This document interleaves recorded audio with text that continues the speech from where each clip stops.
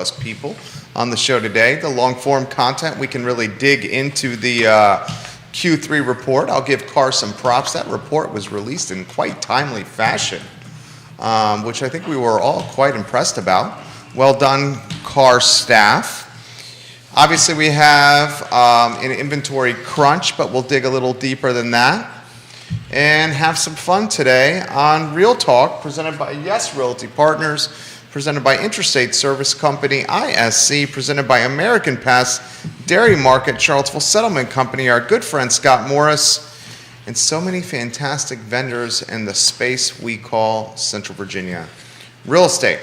Give the show a like and a share, and if you have any questions, put it in the feed. We'll have some fun with Quentin and Keith. Keith, how are you this morning? You voted? I voted, and the reason we're a little late is because the voting lines were long out in Antioch Glen in Fluvanna County, so I'm in the Cunningham district, so I need to drive just about to Scottsville to vote from Lake Monticello. Okay, so you had a good turnout in Scottsville. City of Charlottesville, the 9 a.m. Engagement results are out. And at 9 a.m. in the city of Charlottesville, and we'll compare and contrast to the 2017 election. In 2017, boys and girls, 4,371 people voted. 4,371 in 2017. Unfortunately, this year, only 2,039 have voted this year. So we encourage everyone to get to the polls and vote. Well, Batman and Robin did that, didn't they? On Friday? We did. We just hope people listen, because voting is a must. I was thinking of, Yona and I were talking about that on the way in. Yona, my wife, for those who don't know, is a naturalized citizen, and this is her 6th time she's voted. And this is the thing we do every year. We literally get dressed up and go to the voting place, and she's always excited about the opportunity to vote. And that's part of why we're late, is it took us a little longer than we thought. Well, I'll tell you what, while we have 9 uncontested elections in the city of Charlottesville and Albemarle County, that governor's race in the Commonwealth is about as tight gets. So your vote absolutely counts, guys. Quentin Beckham, you ready to rock and roll? Yes, I'm drinking my coffee, trying to catch up. Okay, fantastic, QB. Let's have some fun, guys. Judah Wickower, we're in your hands.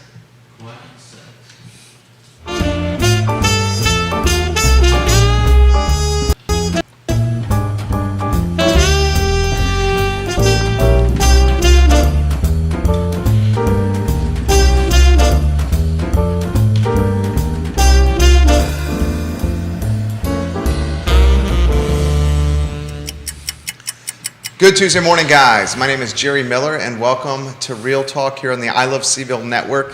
Election day across the Commonwealth of Virginia, with some polls and some races very tightly contested, including the race for governor with Mr. McAuliffe and Mr. Youngkin. We encourage everyone to get out and vote. As we highlighted before the program started, if you're just tuning in, the Charlottesville polls, the results not looking so hot so far at the 9 o'clock, the 9 a.m.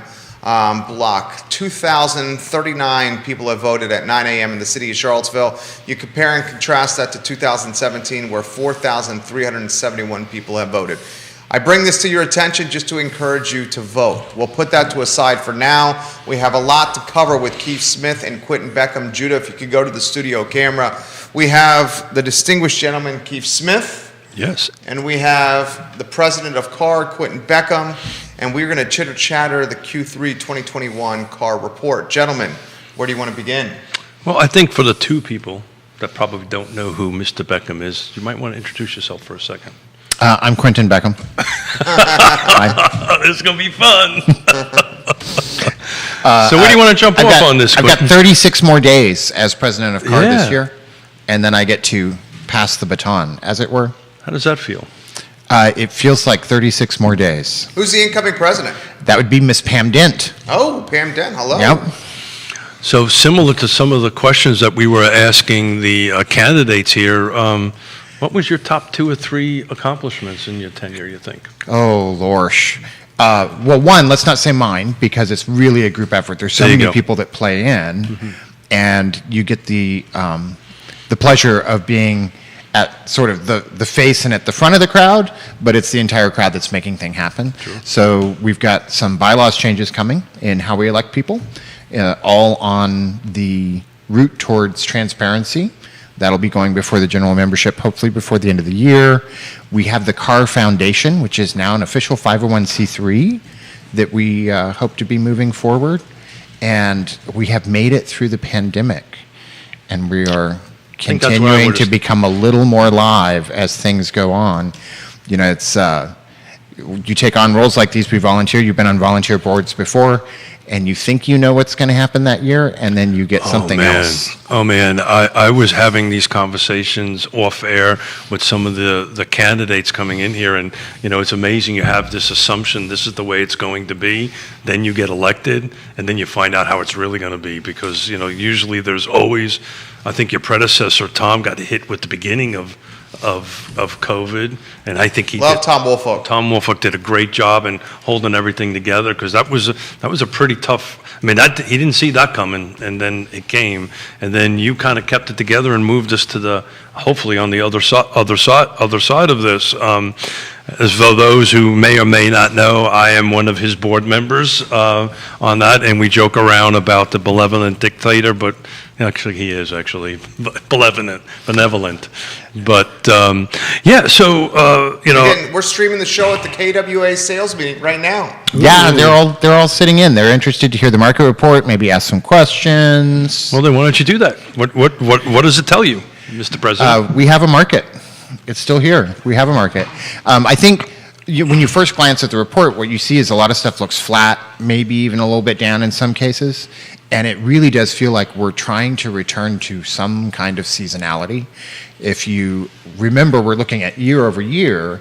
So we're comparing this quarter to a quarter that was in the middle of the market insanity that was the pandemic.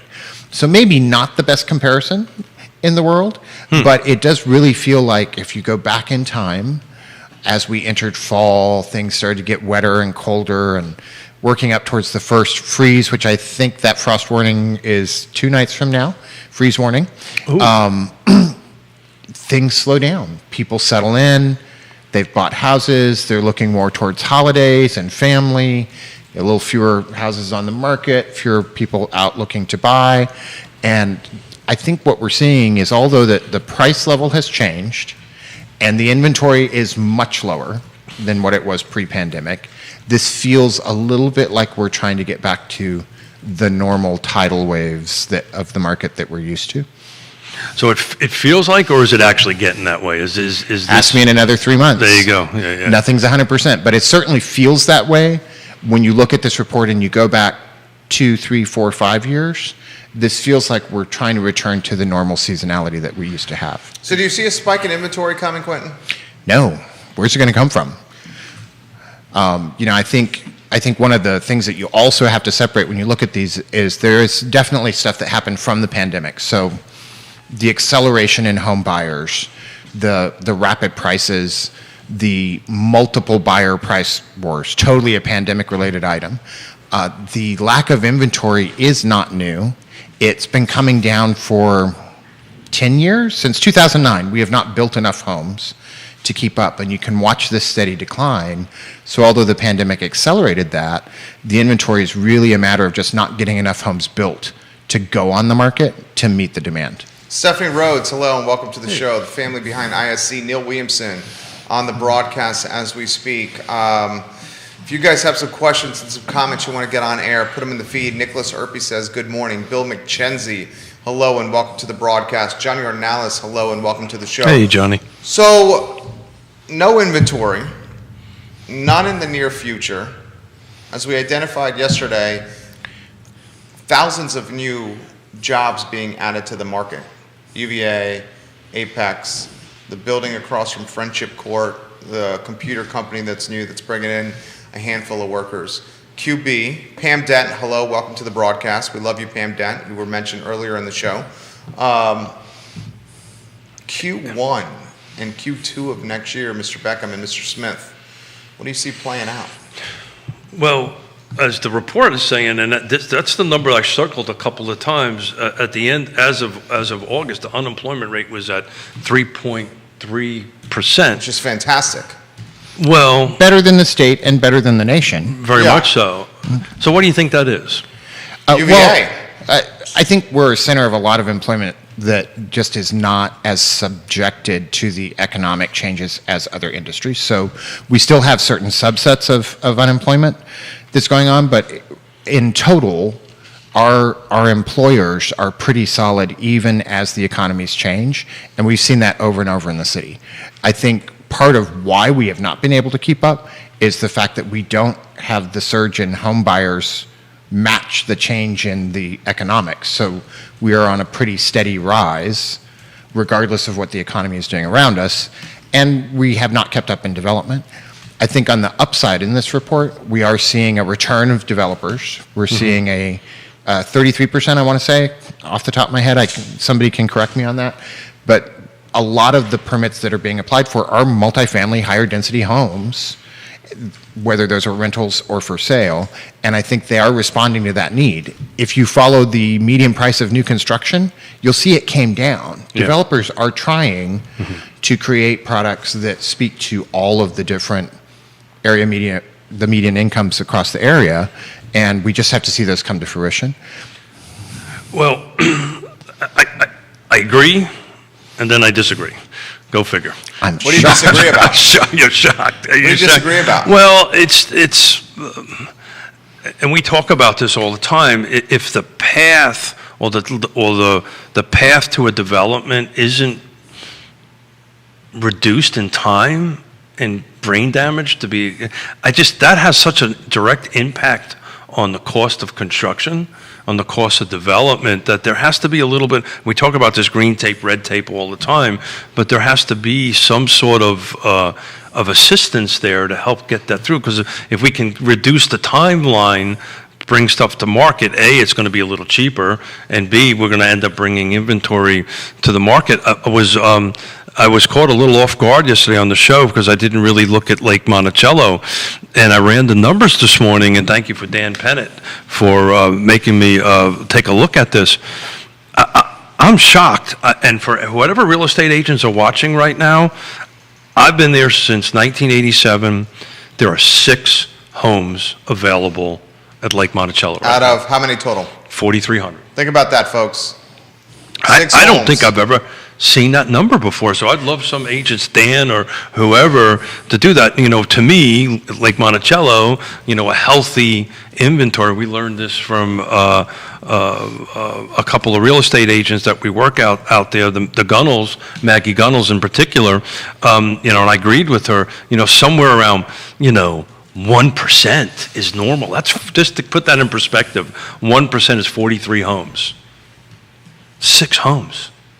I mean, that's just, and the most cost-effective one is $240,000, ranging from $240 to $558, which is a waterfront lot. Brian Sherling on Twitter right here says, Jerry, bring up what you said yesterday about Buckingham County to Quentin Beckham, please. This is what I said yesterday on the program. Buckingham County has got land that's ready to be developed. Let's cut to the chase. It's a little bit far from the epicenter from employment, but not that far. And the prices are reasonable. Quentin Beckham, is Buckingham County going to be hot? When has it not been in the time period? Everything's a matter of what's hot for the locality you're in. It's all a measure of relativity. I think all of our outlying counties have an opportunity that is before them. We've seen it happen in Nelson. We've seen other things go down. You're seeing a low inventory in Fluvanna. I don't see any reason it would not continue to spread. It's a matter of if the counties and the municipalities take advantage of it and create product. If you have product, this is a market that it will sell. I just want to quantify my numbers real quick. I just looked for the last 30 days. Hello, Maggie Gunnels. Welcome to the program. Maggie, we're just talking about you. That's just the last 30 days. So within the last 30 days, 6 came on the market. And let's face it, if it's been on the market right now at Lake Monticello for over 30 days, there's probably something not right there on that end of it, because the median sales price right now, the median sale time right now, and hold on a second, folks, I will get to my sheet so I can read my numbers right, is 5 days on market. It's median days on market. In Lake Monticello. in Lake Monticello. In Lake Monticello. So, it's... So what do we do to get people to list homes? What do we do to get inventory in the market? We know new construction's not going to happen anytime soon. New construction is not going to happen anytime soon, not to a point that's going to put a dent in the inventory dilemma we have. This seems like a branding and marketing issue. I'm an advertising guy. The encouragement of people listing homes. Obviously, the dilemma you have is if they sell their homes, where the hell are they going to go next? Yeah, and you need to, this is why you have real estate agents. This is why you have realtors and people that you want to trust, because you need to step into it with a plan. Yeah. I think if I were talking to sellers, I would have two pieces of advice. And the first one is, don't assume that the market is desperate enough that you can put a home on in any condition without having somebody go through it, and that it will sell in that 5-day median. Medians can be deceptive, because medians could be 5 that are 1s and 2 that are in the 30s, 40s, and 50s. Sure.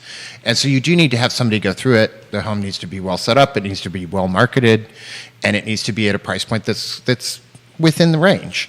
And I think the second thing is, before you put it on the market, before you toss that sign in the yard, you want to have a plan of what you're going to do next. And that needs to be well thought out, so that if you do everything right and it does sell in 5 days, you are not then scrambling and looking for the cheapest hotel room in town. So there is that. We're moving in with the Smiths. Do you encourage people to sell their homes and rent? You can sell your home, you can get top dollar, wait it out, and go rent for a little bit. I know that's a thing that we talk about regularly on this show for reasons that befuddle me. But you don't like the idea. I don't think that, I think that sits with the concept, by and large, in the vast majority of cases, that sits in the idea that your home is a commodity. And I do not like people treating their personal, individual, specific, one and only home as though it were a commodity. Okay. So yes, you might be able to, there might be the 1 in a million person that sold their home at the peak, pocketed $100,000, rented for a year, super cheap. That's what got us into trouble in 2008. But that's not how this generally works. The Glenmore Moms Group, welcome to the program. Keep going, So Beckham. So when you see at the rate at which rents are accelerating, everything that pressures us, that lowers inventory in the housing market, does so in conjunction with the rental market. These are tied economics. Well, here's a practical perspective. And so those rents are going up, and whatever you're going to gain on the house, you could easily lose in the next year or in the next 2 years if the inventory remains low and you can't find another house to buy. Kathleen Glenn Matthews, we'll get to your comment here in a matter of moments. Smith, what you got? Nothing. I agree 100% with Quentin. I always have on this issue. Try to find a rental, right? There's more rentals than houses to buy, though. But that's a very low bar. Yeah. I mean, that is a low bar, but it's a fact, though. Proportionally, I would have to bring in. You honestly think that there is more houses that are purchasable on the market right now than rentals on the market? Well, no, I'm saying the opposite. So if I just sold my house and the answer is I want to go rent, where am I going to rent? There's more rentals than houses to buy. But I think that's taking a fact that is true and turning it into a straw man. Okay. Because what we were talking about is it a good decision, should we as realtors counsel somebody to put their house in the market high, sell it, and then go rent? And the answer to that is no. The fact that there's more rentals by sheer volume doesn't change that. That's what I mean, by sheer volume. Yes. Yeah, I'm sorry, I didn't mean to cut you off. No, that's what we do. This is fun. This is a conversation. I can't speak specifically to that because I don't know the numbers, but I would like somebody to take a look at that and find out, because I hear from sellers, they're trying to find a rental and they can't. As far as I'm concerned, the best tool is to get your house on the market, get as much as you can for it, and try to do a lease back with it. And we're doing several of them at the moment. So you take the lease back situation, sell your home, and lease it back, as opposed to selling your home and renting, which is basically the same concept. It's exactly the same concept. Yes, it's exactly the same concept. But the difference is you're not moving out of your house. You're staying. I think when you're pushed, we have a variety of solutions when you're pushed. Somebody put their house on the market. They had another one that they were ready to put under contract. the minute their house went under contract and they miss it by a day, then we have some stopgap measures, and a leaseback would be one preferable to renting. You have a lot more control over the price. You're not moving twice, which there's hidden costs in that. There's storage fees, there's utilities being connected. So as a plan B to having a place to go to, you can do a leaseback. But I still think that's a little far afield from the topic. If our inventory is down to 1.5 months of inventory, That's where I wanted to go. then to say that that's not also having an effect on the rental market and your ability to find good rentals at a reasonable price is not Realistic. logical. It's not logical. Yeah. So I'm with you there. But plus, you got to move twice. Yeah. So, and we're having the. You're going to have to say, make the comment, finding a mover in this market's going to be difficult. Supply chains are pinched. I totally get that. Ray Cadell, hello and welcome to the broadcast. He says it's an interesting time of year to be an empty nester. Quentin Beckham, jump in here. I was reading Nicholas' comment about being a Marie Kondo enthusiast.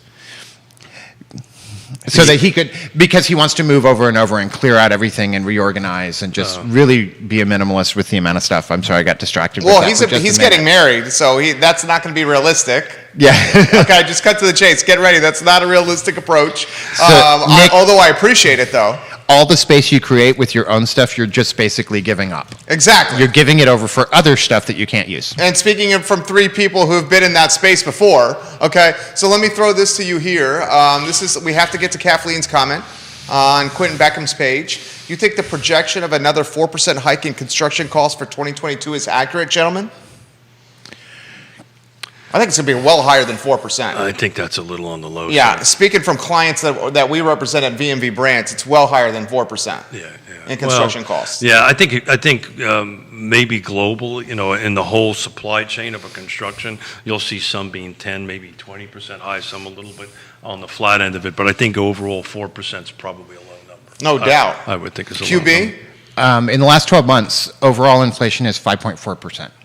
Number one of that is rental cars, 43% up, gasoline, 42%, used vehicles, 24.4, transportation, 16.5, like trucks to get all the goods to build houses, furniture, 11%, new vehicles, 8.7, and appliances, 7%. And if you go to try and find an appliance right now, imagine the developer trying to find 100, because it's really hard to just buy an oven. Yeah. And feel like you have any sort of selection. Our friend Christopher Bremen sold a home in the parade of homes in Old Trail without a garage door. Yeah. Put that in perspective. Yeah. So Nearly $1 million home without a garage door. Yeah, well, so this supply chain pinch, I've been through these a couple of times, and you figure out how to get it, and ultimately the client needed to move in without a garage door. It's not a You just CO, wait for it. CO, you put a little money in escrow, and then you kind of move on. But I just want to go back to the gas thing. We were talking about that yesterday. Actually, overnight at Lake Monticello, when I gassed up, when I picked up Yona from the train station, actually went down 10 cents. It was when I left in the morning. It was $3.45. When I came home, it was $3.35. And the good news is I forgot to fill it up in the morning because So you saved money. I saved money. Yeah. I got in trouble though a little bit. Yona wasn't happy with that. And I think Because we went through this whole. I remember. whole- You also let Forrest out of the fence. and I I think didn't let Forrest. He escaped. Okay, Houdini. to go back to the new construction comment, I think it's reasonable that if inflation overall is 5%, we would see more than a 4% rise Agreed. in construction Definitely. costs. Yeah, agreed. I think you should balance that against the one price point that has consistently come down in our market reports is new construction.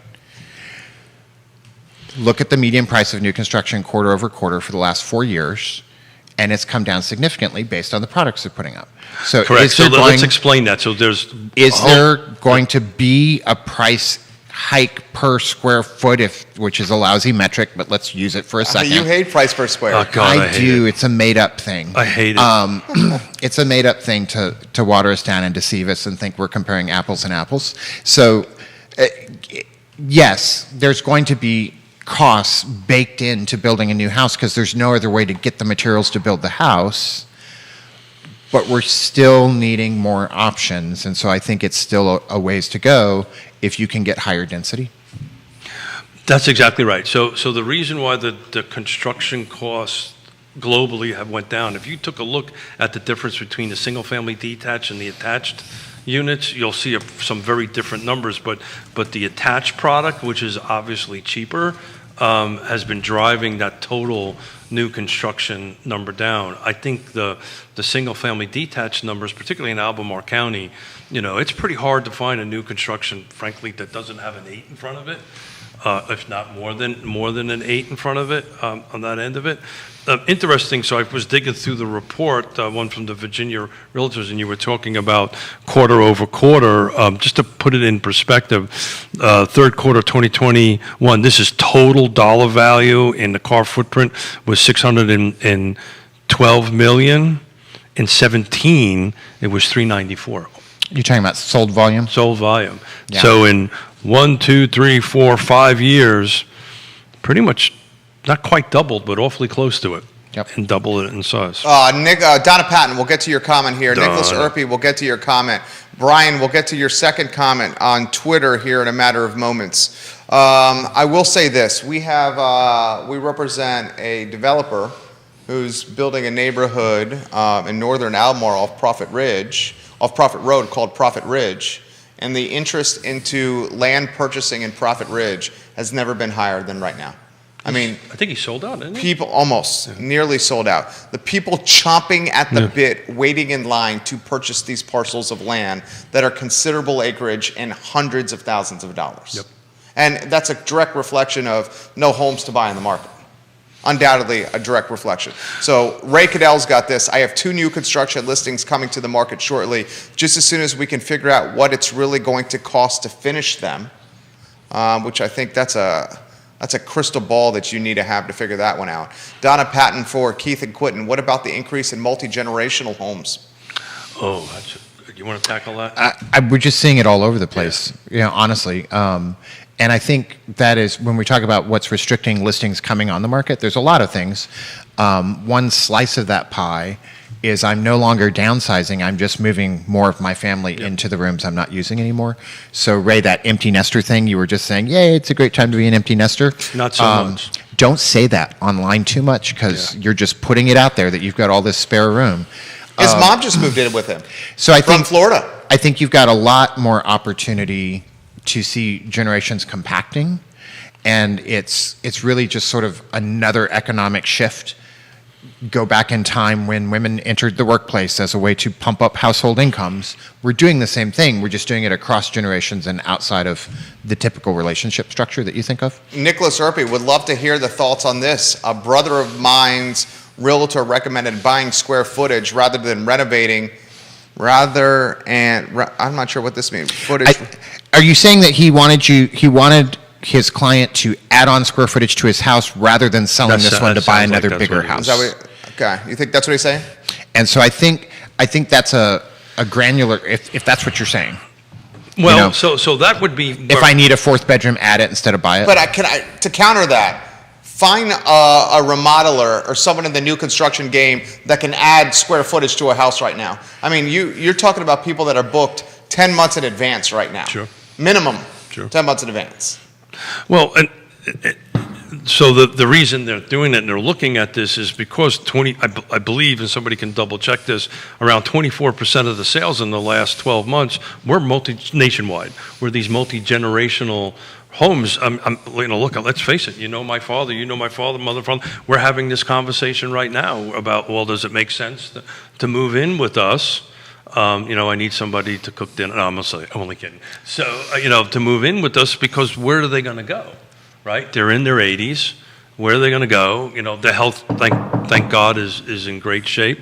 But we're really seriously having that conversation. Now, our house is designed enough to do that, but that's probably a lot of that. And I think when you're looking at individual situations, there's a whole lot of granularity. So you might buy something that is not an already perfectly done house. It's older, it needs remodeling anyway, and you're saving $40,000 off the top of the market price, and you're going to turn around and put that $40,000 into remodeling the house, updating the kitchen and the bathrooms, and making it what you want. There's a lot of opportunity for granularity between the more umbrella statements that we're making. Everything is specific to your needs. This is why you need a trusted counselor. Trusted advisor. This is why you need a trusted advisor to help you through that. Because how about this one? from Kelsey. Do realtors offer counsel on home remodeling projects? You want me to tackle that? I don't think you guys want to go into that Pandora's box, my friend. Well, I actually do because I'm a Class A general contractor, so I actually can have this conversation. And I think the question might be is where the market is right now. Should I spend $50,000 to renovate a kitchen now, or should 50K? I'm just picking a number. Okay, that's 100 plus to renovate a kitchen. Just picking a number. Okay. Right? Okay. Should I put X into renovating my house? And will I get it out of it? We had this conversation the other day. What's the normal return on investment in these kind of What's things? the best ROI on a project at home? I know. Landscaping. Landscaping is a 1-to-1 return in all the studies. No, do you know, Garage door. what's number 2? Garage door is right. You know what number 2 is? Front door. The front door. The front door and the garage door drive the best return on Landscape investment is for a close project. up there. And, but that garage door has been 2 years running, by the That's way. right. 2 years running. That's 100% right. I don't. I don't have a garage. I think if you put 100K plus into a home remodeling project, But you got to look at the ROI. If I'm doing it to sell, so that's maybe the difference of the question. If I'm doing it to stay, then you have to do the ROI. Just like if you're going to refinance a home and it's going to cost you 2% or 1% or whatever it's going to cost you to do it, how long am I going to stay in the home to recover that expense? I think if somebody steps into the room and says, I want to remodel a house, probably not a real estate agent, or not most of us, because Sure. we want to be the source of the source for those sorts of things. And so I would connect you to somebody that was a Class A contractor, that clients of mine had used that did do remodeling that they were happy with. Me telling you how to remodel, you don't want me to tell you how to remodel. Yeah, I wasn't encouraging Yeah. that at all. If, on the other hand, you're walking in and saying, I've got a house with $100,000 in equity, I can either cash out that equity and buy this $500,000 house, or I can do a HELOC and remodel my house. What are my options if I were to buy up? We can help work through that process and see if it meets your needs.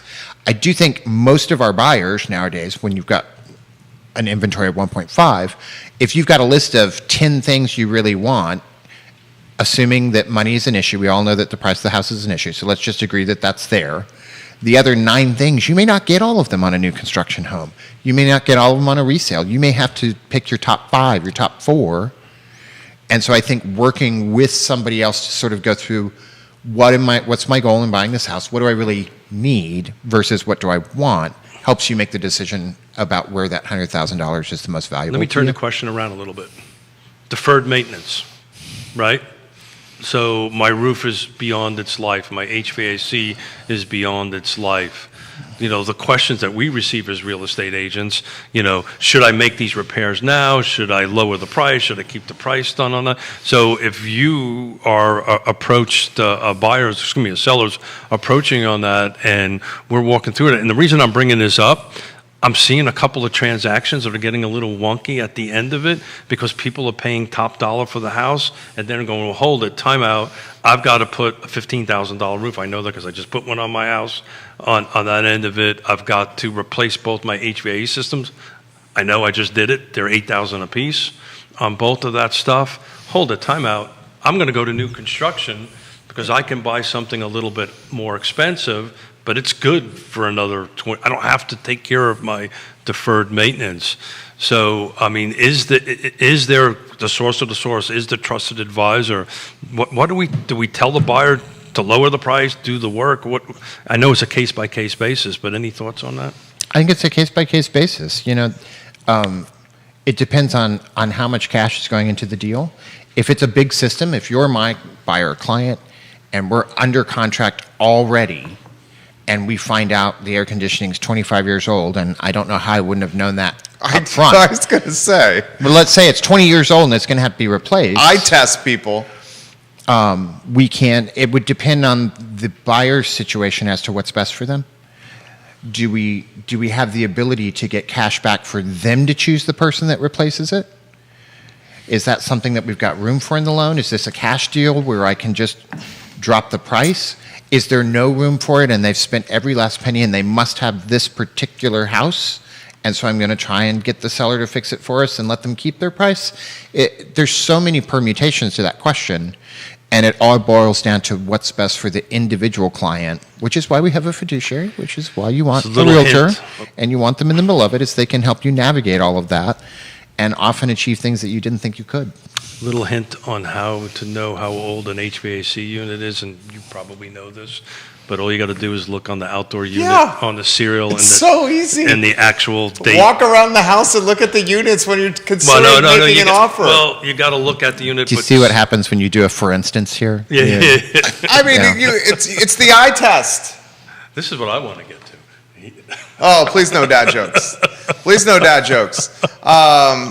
Go ahead. But hold on a second, because some units don't have a number on it, right? So you actually gonna have to Google it and do that. But typical units will have a serial number on it. You can eye test a unit and tell its age. I'll tell you though, we sound really dark and negative about the housing market, and if you're a buyer watching right now, you're probably thinking, crap. Oh, good. Thank you I'm for just going to saying go that. in my hard-to-find rental and hide. And Grace Haynes says hello. Gracie hello, Haynes. hello. How are you, Gracie? And Michael Beckham, is that your nephew? That is my nephew. Hello, nephew. And we're not too many days from Kathleen Glenn's birthday, so happy pre-birthday. There we go. There's still a lot working in your favor. Yes, prices are up, but mortgage rates matter more than prices.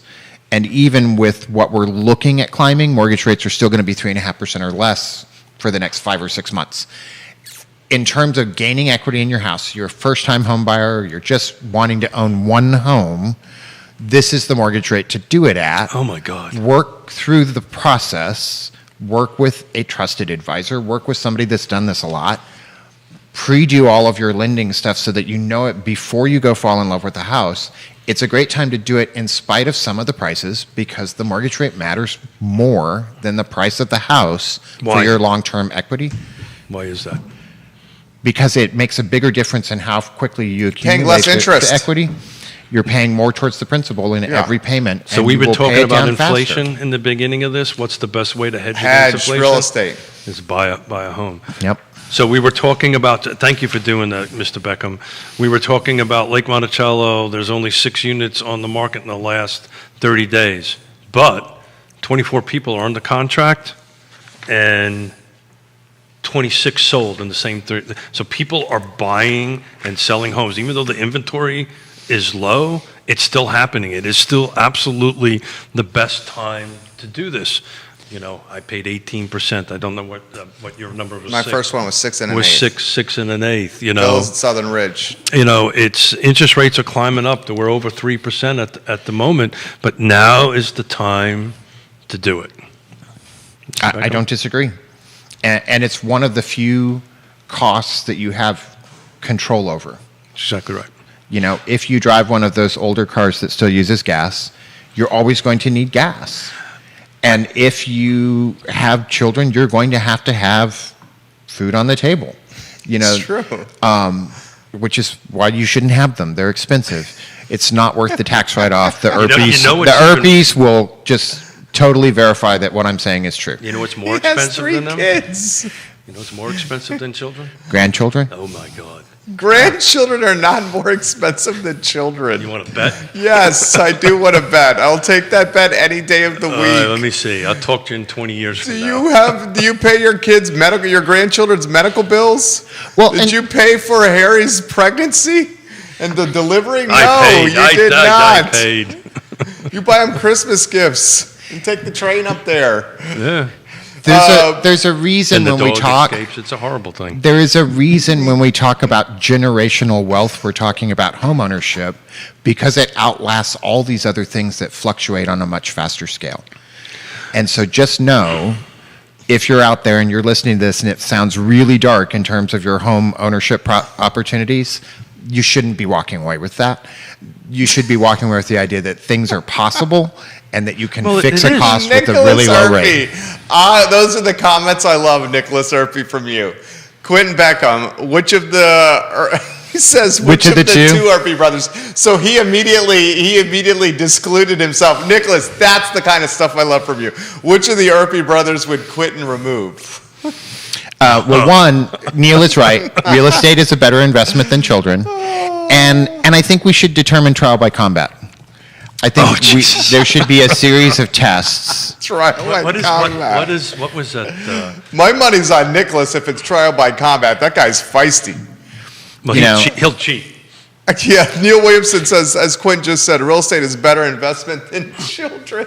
Jesus. It's true. So I'm so glad that you, not the children part on that end of it, and being a grandparent, I have to tell you, is absolutely hand down the best thing ever. Absolutely love it. But I had a conversation with a couple of young people over the weekend. They weren't your grandchildren, were they? No, they weren't Okay. my grandchildren. You mean little baby Yoda? Yeah. No. She's at 10 months. Or 8 months. She's smarter than all of us. But I had this conversation because we were same thing. I was asked, is this really the right time to buy? I'm renting right now. Is really the right time to buy? And I went into my speech that I normally give that, owning is the best way to hedge against inflation. And it was two separate couples, very smart people, and they said, no, it's not. My mortgage payment goes up just like my rent every 4 to 5% a year, and I was shocked when I heard that. And then we spent a bunch of time in explaining to them how this works. Now, your principal and interest, actually, how an amortization table works. Well, and actually, it depends on the mortgage structure. I mean, if they have a 3 or 5 year ARM, their mortgage payment could go up. Yeah. But if it's a 30 or 20 Yeah. fix, it ain't moving. Yeah, and I know we do dozens, we do 30, 40, 50 plus transactions a year. I cannot tell you the last time I was part of a 15-year mortgage. It's either cash or 30. Just from our world, I don't see it. I know that, but you're a unique individual. A unique individual. Mr. Miller. But the point is I had to have the conversation about your principal and interest locks. Now, what does change, right, is your taxes. And what does change is your insurance. That's potentially changes.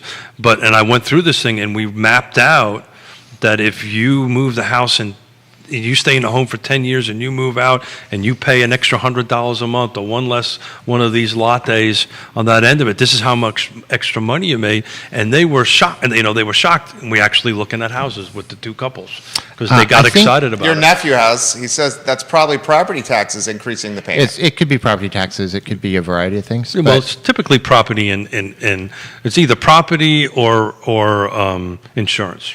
So, and Michael can correct me if I'm wrong, but I think if you manage to make one extra mortgage payment every year, maybe you use your tax return, you can reduce the 30-year mortgage by To like eight, 19. by But eight, it's two extra.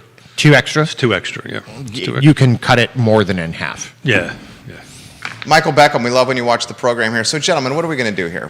Quentin Beckham I want to do dad jokes, but you won't let is me. doing the Mary Reiber, welcome to the program. Nikki Hernandez, Mary. welcome to the show. You're doing the media parade. You're in the TV shows, the TV stations, this show, newspaper. You're doing a hell of a job as car president. 36 days. 36 days, my friend. Arguably one of the most Probably a little less than that because it's halfway through the day, right? 35 and a half. I was rounding up. Arguably the most challenging presidency during a pandemic. I mean, you had a pandemic, and you're a president during a pandemic. Okay, that's not an easy task, dude. Yeah, but let's be clear. It's not like I was president of a country. Of the United States. I but wasn't still. governing a state. I wasn't president of a hospital. Don't marginalize your efforts. You did a hell of a job. Don't do that. You did a hell of a Do not do job. So, president of CAR, you're going to pass the torch to Pam Dent, who's watching the program now. What's the advice you're going to give Pam Dent? Ooh, great question. Oh, I think the same advice that I took from Tom, and that's that you're surrounded by all of these really good and smart people. Listen, pay attention. And we started talking about this when we had our first push in the realtor community about equity, 2 years ago. And there's so much to learn when we talk about equity, when we talk about affordable housing with a capital A, and it's a lot to take in, and it's hard to know what is the right next step and where to lead next and where to push next. And so sometimes your biggest asset is to use any sort of influence you have and just keep saying it over and over and over to smooth the path, to support the people who have done the work, that are educated in doing this, that are going to make better decisions than you, and keep pushing those things forward. And I think sometimes as leaders we get confused and think we have to have all the answers. And I think the best leaders just know the right questions, and you keep asking and pushing over and over and over, and other people fill in that space and those gaps. So if there is anything amazing, if 5 years from now somebody looks back and says, that car president back then did this really great thing, I want you to know that's a misnomer. It was me and 8 other people, and I mostly cheered from the sidelines while they actually played the game and did the work. Well played. Leadership requires 2 things. You got the first half of it. The second half of it is knowing the right people to do the job, right? Finding, it's finding the right people, get in there and get it done. And we talk about it on the show all the time. We are beating our chests. We're on the top of the soapbox, screaming to the top. But more people need to get involved. More people need to go ahead and do that. So. After 35 and a half days, what's next for Mr. Beckham? Well, then I'll be past president. I remain on the board for 1 more year as past president. There's a couple sort of figurehead things that go along with that. Interesting, but not nearly as central to stuff as being president. I am going to be on the Virginia Association board of directors. Congratulations. For the Virginia Association of Realtors, along with Denise Ramey, who's president this year. Mm-hmm. Who's also from our locality, so it's nice to have Charlottesville She's got a people great represented website, there. Denise Ramey. Really, she said it was really hard, the guy she had to work with. No, she did not. Did not say that. But think about that. How many people are on the VR board? Yes. What are we up? What is it, Denise? 20, 24? I'll tag her. Let's get Denise Ramey in And the mix. reason I throw that out there, there's at least going to be. How much representation does Little Charlottesville have on that board? Pretty substantial, at least 2, right? At least 2. Yeah, on that, and that's a testament to Charlottesville Association of Realtors. That's a testament to the 12. I mean, how many realtors we have? 1,200, 1,300 members on that end of it. We are super engaged as a group in here. I think more so than most jurisdictions. I may be wrong, but it feels like we are more engaged in it, and that's one of the beautiful things about being from this area. And I know a lot of individual realtors that are engaged, and certainly in our area, you can list off the ones we've had on this show promoting charities that they find near and dear to their heart, or events. There's AHIP that we support. They're all out there. I do think one of the big advantages to having an association is there's things we can do as brokers and realtors in association that would be really difficult and less effective to do by ourselves. Totally. And so they're... I think that's called collective bargaining. Power Sometimes in numbers. Sometimes it's collective bargaining, but it's also... between antitrust and the way that we operate together in the association, you can bring to bear Like the what weight you guys are doing with of 1,000 healthcare. realtors Healthcare is a good example. to push together. Healthcare is one thing. I was thinking more of car. The food bank and all of the support it got through the darkest parts of the pandemic when it needed it the most. AHIP. Mm-hmm. The list goes on and on and on. Coming up will be Salvation Army and the Angel Tree. And so I think if you pay attention, these are certainly car is an industry that is really invested in its community, that really wants to support its clients around the transaction and in the community. And it's not all about closing that next deal. Certainly not when we all come together. How about Andre Xavier's question? We love you, Andre Xavier, on the question on the show on this network. Andre says, "Wild question, fellas. How about barn dominium on our rural areas? Aren't they more affordable to build?" First, we need to explain what that is. Yeah, that's the first Do you know what that is? I do not. What is barn dominium? I don't know what that is either. I'm picturing stacked goats. I have no idea what a barn dominium is. I would imagine it's a barn meets a condo, Is it? hence the barn dominium, condominium and barn dominium. So we're taking an existing barn and turning it into a condo? Is it cheaper to build? I'm actually Googling this. Is it cheaper to build a house or a barn dominium? Barndominiums are on average cheaper than a house. Traditional homes cost around 115 to 145 per square foot. That is way low, Google. It's nowhere near 115 to 145. You're flirting with 300 Oh, a yeah. square for new Well, construction well, right now, yeah. and that's probably in the low end of. Where barndominiums cost between 70 and 100 bucks a square. What is a barndominium, Andre Xavier? I do not know what that is. Yeah, I mean, we're going to have to ask that when we bring them on the show, because I've So I'm assuming it's repurposing a barn, I think into a that's what it structure where is. people can live, whether it's multiple or what. Yeah. So whether it's a barn or, Nashville has Printer's Alley, where the old print shops are Sure. now places you live. I think what we're talking about, though, is density. And density is an important feature of creating affordable housing, connecting the infrastructure that already exists, We should go down that road. on increasing the tax base without increasing the individual's taxes, and allowing more affordable housing while not diminishing the value of somebody's single-family home. You talked about that in the Daily Progress article that was written by Allison Rabel, I believe. Was it It was- Allison? It was Allison, and she was Yeah. lovely to talk with. I hope I Allison get to did talk to her again. Allison, in fact, I'll tag Allison on this. Let's talk about that. So, CAR, and I don't want to speak out of turn. You guys are board of directors and you're the president. So I'm just going to throw this out there. My job is to keep the conversation flowing and going. CAR, Charlottesville Albemarle Association of Realtors, is very much in approval of FLUM, of the flex use land map, and increasing density in the city of Charlottesville and Albemarle County. Is that safe to say? Can I say that? Is that accurate? Say it one more time, because I was only half paying attention to you. Charlottesville Albemarle Association of Realtors is very much a proponent and in favor of the flex use land map and increase in density.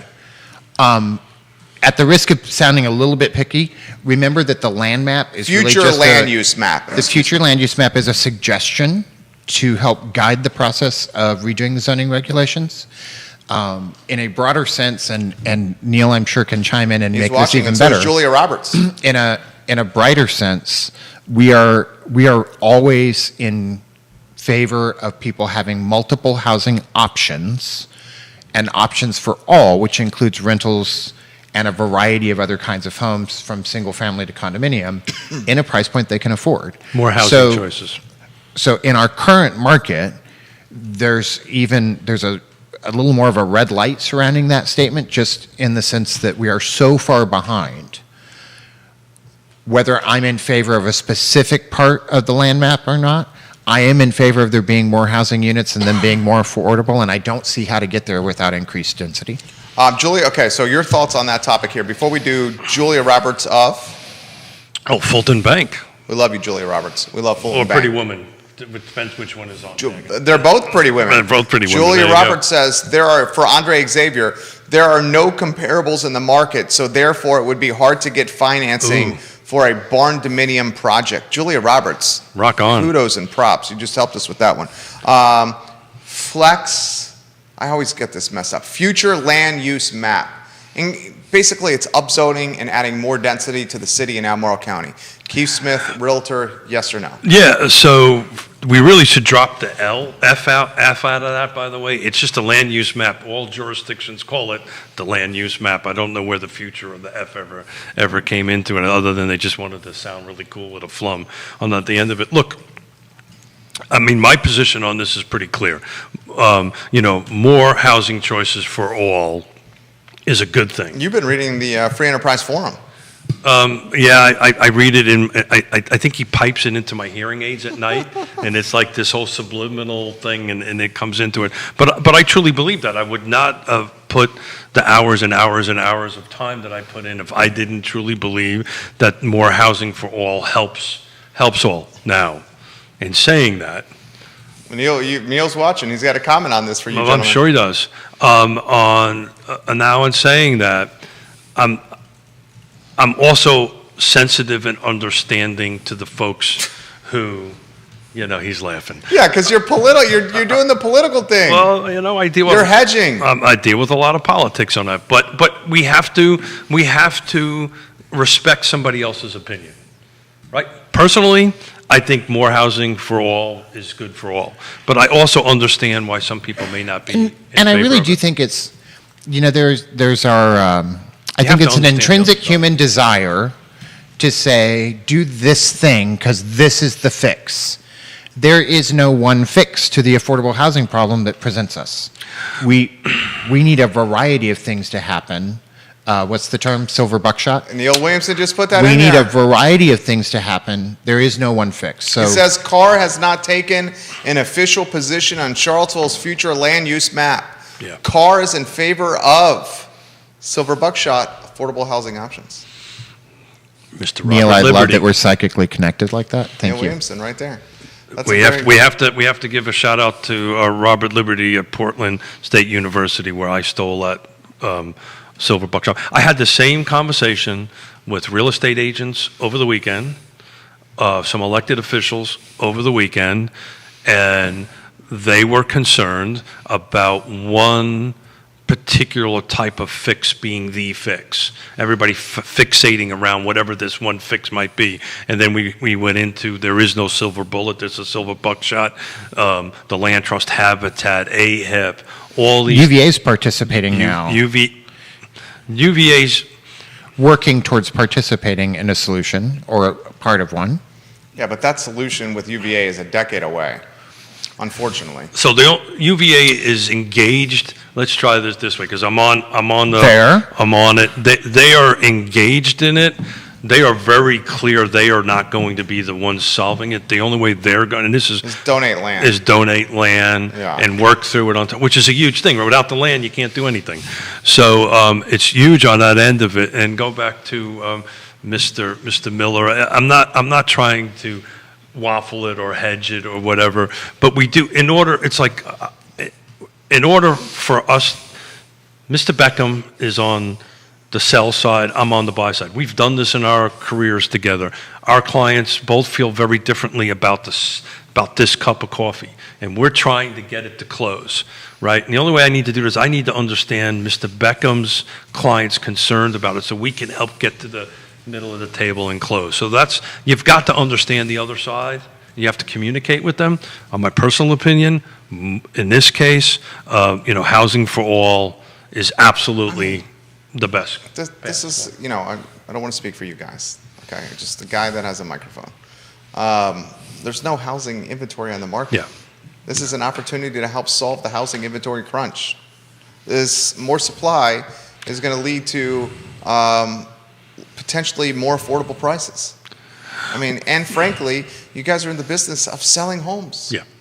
If you have more homes to sell, Carr's going to do better. Well,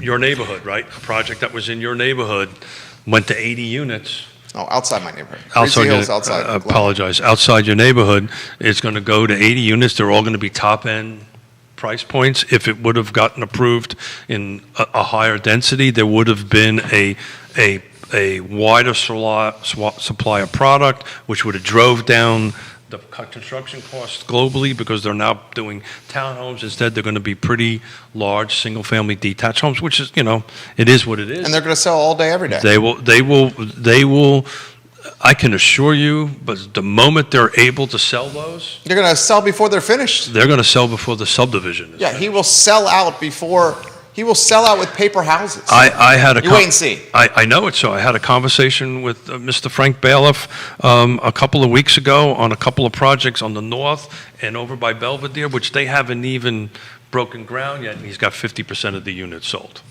They're projecting 2022 closes. Some of them are projecting 2023 closes. I've been doing this for 3 decades. I've never seen that happen before. But more is better. It helps everybody. But that's just my 2 cents. I think more is And a guy better, with a and- microphone. If you read through the stuff, we were talking about housing permits.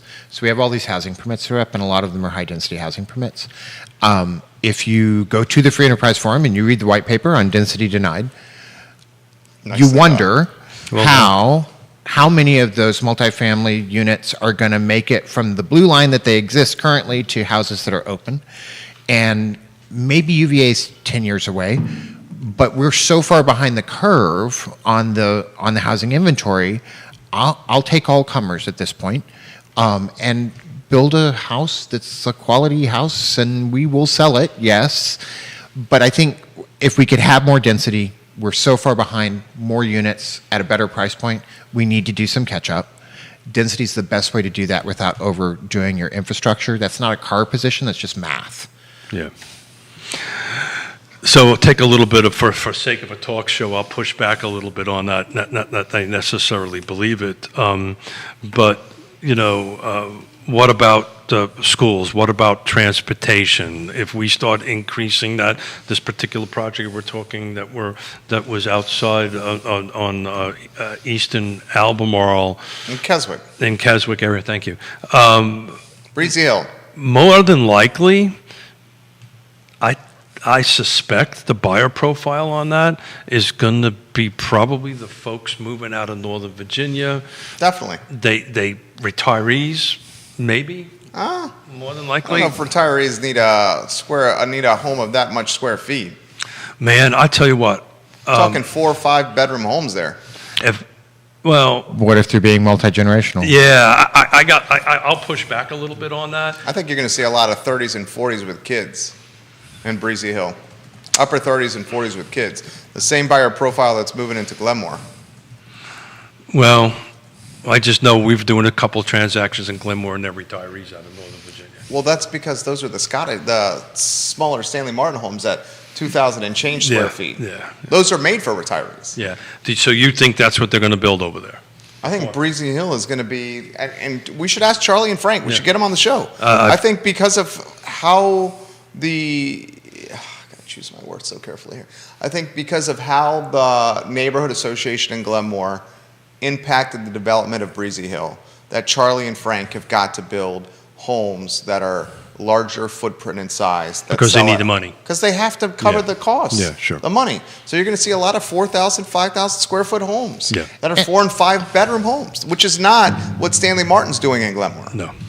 And I think Because if we the lots were are much smaller. Right. if we were sitting looking at this report and there was 4, 5, 6, 7, 8 months of supply, there might be a better reason to have a discussion of which houses are needed. Sure. Right now, they're all Everything. needed. There's not a house you can build that probably somebody wouldn't want to buy because we're at 1.5. No doubt. And you can make a legitimate argument, and I'm not trying to do the doom and gloom here, but you can make the legitimate argument that 1.5 months of supply is going to diminish over the next 3 to 6 months. It's going to go potentially lower. I would expect a spring. It may. It may, and I don't think the difference between 1 and 1.5 is really that stark. But let's suppose it goes down to 1. Spring's going to come around. We're going to have more houses come back on the market because that's what we do. You think so? Yes, I will bet you we do. Okay. I like So Do I think it's going to be a glut? No, because there's not enough houses to have a glut. But it's going to be higher than 1.5. You think 1 point? Yeah, I actually think we're going to see an uptick in inventory, or during the winter months. I don't think we're going to see a slowdown like we normally see. We'll find out. We'll have this conversation on January 1. But I just think it's. We'll be drinking coffee, looking hungover on January 1st, talking about housing. I love the 1st of January. 1st of January is a Confetti in our hair. What do you like the 1st of January? I mean, it's the start of another There you year go. where you can make anything happen. I mean, I'm a grab life by the you-know-what and make it do what you want kind of guy. There you go. Questions, comments, we'll welcome to the feed here. This one, can we talk Buckingham? Multiple folks are asking us to talk Buckingham, including the supervisor from Buckingham, Thomas Miles, who's going to come on the I Love Seville show next week. He wants some I Buckingham would love to come perspective. back and talk about Buckingham. Huh? Mainly, I've been so invested in the overall market report. Kind of hard for me to think about an individual county with a lot of granularity right now. Well, is Buckingham in I'm not ready for that. But Buckingham isn't in our footprint. We buy and sell houses there, but no, it's not. It's not. not. It's not in this report. That's the point I was trying No. to get. Buckingham is not in the car footprint? It's not in this report. So is that in the Richmond footprint? We can buy and sell anywhere in the state. Well, I know you can't, but But I know that's a great question. I'd have to take a look at what MLS that's in. anybody on the feed? Neil? But it's not. I mean, Pam? this, Maggie? Donna? Nikki? Paul? Ray? but from a practical perspective, right? A practical perspective, we've all just agreed at least amongst the three of us anyway, and Judah and Liza the dog, if we all just agreed more housing choices for all is a good thing, the market is expanding out, as far as new development. I know this on the first hand. Greene County, Fluvanna County, Nelson County, Louisa County, it's just going to end up kind of growing out a little bit. I think the big struggle with Buckingham, we talk about this all the time. Is the drive and the roads. Is Route 20, yeah. But, is it really that bad? I just came in. It's not really that bad. I just came in today from Antioch Glen. For those who know much about Fluvanna County's Rolling Road, which is, they call it Rolling Road because it's like a freaking roller coaster, is 10, as far as I'm concerned, as far as twisting and turning, worse than Route 20. From Antioch Glen Church to here, it took me 20 minutes. South Central Association of Realtors is Buckingham. Neil Williamson, you're A-plus people. Thank you. President of Free Enterprise Forum. Buckingham County is in the South Central Association of Realtors. That MLS consists of Amelia, Brunswick, Buckingham, Charlotte, Cumberland, Lunenburg, Mecklenburg, Nottoway, Prince Edward, and the surrounding areas. Yeah. Very well done. This is a good comment for you, Quentin Beckham. Heather Walker. Charlottesville was the only locality in the region to see sales prices decrease compared to a year ago from $392K in 2020's third quarter to $385,628 this year. The third quarter drop likely reflects both a slowdown in upward pressure on prices and a change in the mix of homes sold in the city. That's what you said. She wants to know why that is for the city of Charlottesville. Why is this the only locality in the region to see sales prices decrease? That's a good question. I think you just reached that pressure point, and it also depends on what came on the market. So to know, if you want to know specifically, one, it's not a huge drop. And we do expect, if you look at our seasonality, we expect prices to go down as we enter winter. So this is part of what leads me to believe we're trying to return to some sort of seasonality in our local real estate market. But to know specifically why those prices went down, you'd have to look and see the individual homes. I do think, and I've been saying it for a while now, the skyrocket climb of prices is coming to an end. Yeah. No The doubt. way these reports look year over year, that's hard to see. Yeah. But if you look month by month by month, we're not achieving the same climbs in price that we were 6 months ago, 8 months ago. Keith? We constantly say this. This is not an impending pop. This may just be a little bit of air let out of the balloon. We're trying to get, the market is trying to get itself to a more balanced and equal market, which everybody at this table wants. Everybody out there in the real estate space wants it. The buyers and sellers want it. Maybe not the sellers. I think that, obviously if they can get a little bit more for their home, that's a good thing. But particularly the buyers, I think you're starting to see things balance a little bit. And, look, as you guys were talking, I was flipping through the sheets on all the jurisdictions because I'm old school. I got to print all this stuff out and look at it. The changes are not that drastic as I would thought they would be between 20 and 22. Just the overall third quarter sold volume in Albemarle County is pretty much even. It's just a little bit under actually of 2021. So it was 300 million in 2021. In 2020, it was 305 million in total volumes of dollar volume in sales, not broken down into it. So I expected to see bigger differences, and it's really not there. So to me, it's kind of balancing things out. Mackenzie, where's the first-time home buyer going to go, like my son's family? Well, so that's how that conversation came up with us looking at the lake, right? And I don't think that's an option. well, it is an option, There's but 6 units on the market. and it's a very limited option on that end of it. And you're in the 260, 270. There's 3 or 4 at that price point in the mid twos, but then everything else is in the threes or the mid threes, 300,000. QB? There's 6 homes left, but there's 20 that sold that just haven't closed. 24 that has 24. its own.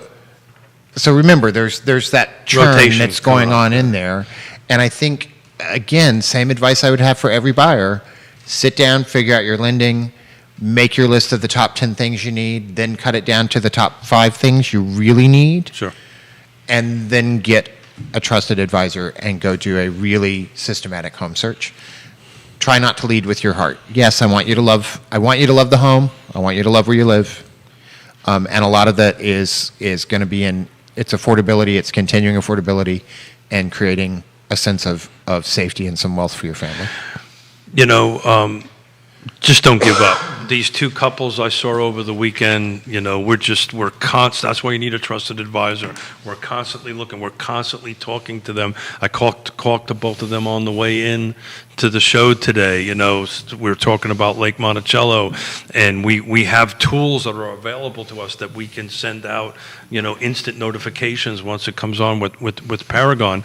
But you got to stay in the game, because that 3% is going to be 4% soon, and the amount of houses you can buy is going to kind of decrease a little bit on that. And most folks, as we know, buy to their monthly payment, not necessarily the purchase price. But I took a note. We will on Monday, on the Monday Market Monitor, we'll dig in some stats for Buckingham, because we just don't have it in our. Well, and there's a project right on the, is it Blenheim Road? There's a project coming right off Blenheim Road But that that's I in believe Albemarle. has 25 to, yeah, it's right next to Scottsville. That has 25 to 30 units that's coming on the market. So I mean, clearly the market is pushing that way. And as I identified on yesterday's Monday Market Monitor, presented by Allied Property Management and Closure Title. Closure Title, that when the Sutton boys start buying shopping centers and building, fuel centers and car washes, you know the smart money's going that way, then you should follow the smart money. And that's exactly what Tiger Fuel's doing, guys. So just something to consider. I think that's going to be the next hot spot. But I'm just a guy with a microphone. Quentin Beckham's the president of the car. And I'm just listening. he's looking quite sharp over there with his new sports coat over there. It's a year old. It's not new anymore. I know. I'm just giving you some My props. car's new, and it sounds like it would be fun to drive along Rolling Road. That would be true. So you're going to move out there? Oh, no. I just want to take a drive. You don't want to come out where I live. What are you, crazy? Move out there. I actually had some dad jokes that I got the kick under the table not to do, so we will save that for some other joke. But they were you know. All right, you want to do a No, couple I dad do not want to jokes? do dad jokes. Give us your best dad joke. I don't. I know you're passionate about the dad jokes. No, I'm not. When did this happen? Have I been gone that long? We've moved on to dad jokes? He We likes move- dad jokes. I like dad jokes. I like to humor him on the show here. What's your best dad joke over there? Oh, You I gotta don't know. find it. Now I got to find it now. Oh, you man, just you got put so many pieces of paper over there. you put me. Well, I'm not sophisticated like you Killing two the guys. trees over there. What's your best dad joke? Why did the Mellons get married? Why didn't the Mellons get married? Why Didn't the Mellons get married? Tell us, why didn't the Melons get married? Because they can't elope. Lake Cantaloupe. Judah. Forget about it. Why didn't the Melons get married? Okay, 'Cause they so can't much for elope. the dad jokes. Lake Cantaloupe. There we go. I don't mind that joke. That's a good joke, Keith No, Smith. it was a horrible joke, but thank you for saying it anyway. Any, I'm going to put my papers away. Any final closing thoughts? Poignant perspective from 35 and a half day left president of CAR, QB, Quentin Beckham. Don't give up. Yeah. Don't give up. So, if you need to take a break, take a break. But if you are searching for that perfect home, don't give up. And I would just like to warn him with all of his papers that there's some UN agreement to stop deforestation, and this may affect your ability to print. Yeah. Well, Keith Smith. it is one of my ways I deal with my attention deficit syndrome, and so I need papers in front of me. So 100% right. Don't give up. We as realtors on the buyer side, that's what we spend a lot of time coaching and mentoring our buyers through the process. Don't give up. And as Quentin said, there may be in the last 30 days only 6 units came on, 24 went into pending, 26 sold. So that means things are being bought and sold. It just takes a little bit of time, a little bit of effort. 100%. If you have 10, maybe 5, you might get down to 3 on that end of it. But still, at this point, the best way to build generational wealth is to own a home. Neil Williamson's got a dad joke. Neil, you have 2 kids, right? A son and a daughter, I believe. Former offensive lineman for the William Mary tribe, his son. Here's the dad joke from the president of the Free Enterprise Forum. Are you ready? Why was the skeleton bummed on Halloween? Because he had no body. Did you read it? No. Because he had no body to trick or treat with. all He the had other no body. all the other punchlines I could think of we shouldn't say on air. Oh, Quentin and Keith and Neil Williamson. How can you tell it's a dogwood tree? Tell us? From the bark. From the bark. There we go. Oh, we could go into the dog jokes. What's the dog joke you got? Yeah, don't build a 10-foot gate and the dog. What do you call a dog with no legs? What? Doesn't matter. He won't come anyway. Oh! And on that note, this is the Tuesday edition of Real Talk on the I Love Seville Network with Quentin Beckham and Keith Smith on a glorious day to be alive. Please vote. Folks, Please vote. Go vote. Vote. Good Lord, the polls, the numbers are concerning. Vote. Can you update them? The next results come out at noon. So Can you do other jurisdictions? Or just Charlottesville? I can probably figure out other jurisdictions, though the Charlottesville one's is Yeah. the one I'm following the Yeah. closest. Quentin Beckham, Keith Smith, Jerry Miller, Judah Whitcower, Eliza the dog. It's Real Talk. We will see you in 58 minutes. Thank you kindly for joining us this morning. Take care. Very nice. Very nice. And I won't kill anyone.